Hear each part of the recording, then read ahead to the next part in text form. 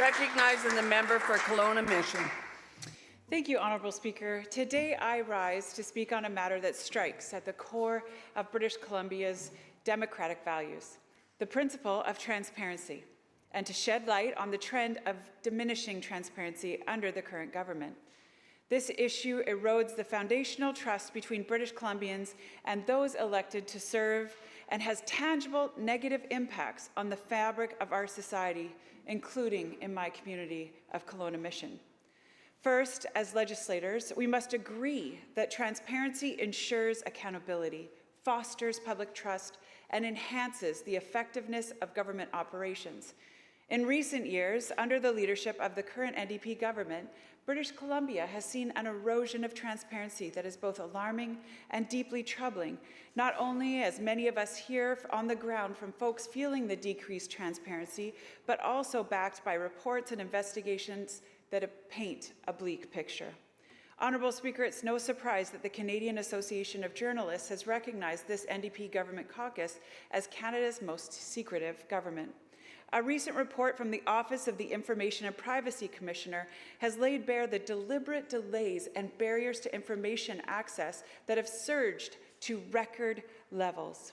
The average response time for Freedom of Information, or FOI, requests has ballooned to an astonishing 85 business days, a staggering 118% increase over just 5 years. Such delays are not just administrative failures. They represent a systemic attempt to hide crucial information from the public.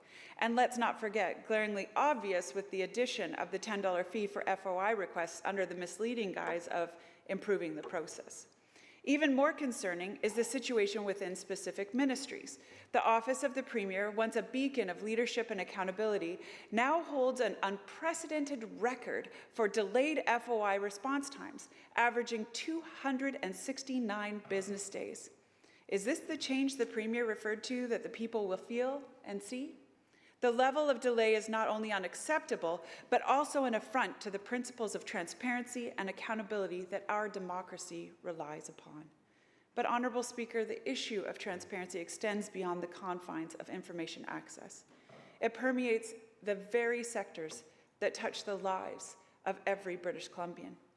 They hinder timely public scrutiny and debate on vital policies and decisions that affect our communities. The recent public accounts for the 2022-23 fiscal year further illustrate the opacity under which this government operates. Despite boasting the revenue increases, the reality is that these are largely inflation-driven, with the cost being borne by BC families. Meanwhile, lavish spending continues unabated, with secret raises for political staff and a projected $4.2 billion deficit for 2023. The size of the public sector in BC is swelled by 36% under the NDP, adding a financial burden without corresponding improvements in public service. Meanwhile, the government's handling of the transition from RCMP to municipal policing in Surrey has been mired in opacity, leaving citizens and stakeholders without crucial information to assess the impact on community safety and financial implications. This, while crime, public safety, and toxic drugs crisis escalate on our streets. The NDP government caucus retracted its secretive, silent, and ill-informed amendments to the Land Act, which involved a rushed consultation. I will just remind you that this is the non-partisan part of the morning. So if you could keep that in mind as you make your remarks. Thank you so much. It involved a rushed consultation process that clearly attempted to circumvent comprehensive public engagement. We are pleased that that has now paused and is involving more public engagement. In healthcare, our province faces a crisis of transparency. We hear reports of physicians, healthcare workers, and public servants being silenced from speaking up about the realities that they see, feel, and hear, and work with daily. The failure to provide clear and accessible information has put people in dangerous and sometimes deadly positions. Lives are at stake, Honourable Speaker. The Ministry of Health and Ministry of Children and Family Development have recorded the highest wait times for FOI requests. The situation within the MCFD deserves special attention. Reports indicate a systemic failure to meet the needs of children and family, compounded by a lack of transparency.